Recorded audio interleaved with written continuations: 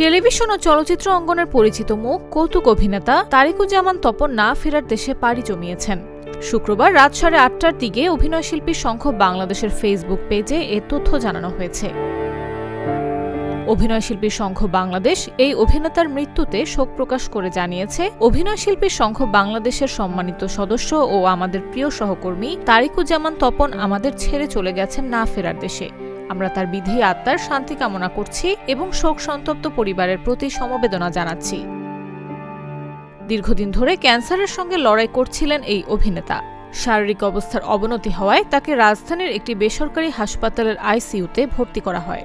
বিষয়টি তার ছেলে তাসফিক নিজেই সামাজিক যোগাযোগ মাধ্যমে জানান। পরিবার সূত্রে জানা যায়, গত ডিসেম্বর মাসে তারিকুজ্জামান তপনের খাদ্যনালীতে ক্যান্সার ধরা পড়ে। পরে চিকিৎসকেরা জানান রোগটি চতুর্থ পর্যায়ে পৌঁছে গেছে। এরই মধ্যে তার 3 দফা কেমোথেরাপি সম্পন্ন হয়েছে। দীর্ঘ কর্মজীবনে তারিকুজ্জামান তপন টেলিভিশন, নাটক ও চলচ্চিত্রে নিয়মিত অভিনয় করেছেন। বিশেষ করে কৌতুক চরিত্রে তার স্বতঃস্ফূর্ত অভিনয় দর্শকদের মাঝে ব্যাপক জনপ্রিয়তা পেয়েছিল। আলতা বানু, ঠিকানা, জোড়া শালিক, হাতছানি সহ অসংখ্য নাটক ও সিনেমায় তিনি কাজ করেছেন।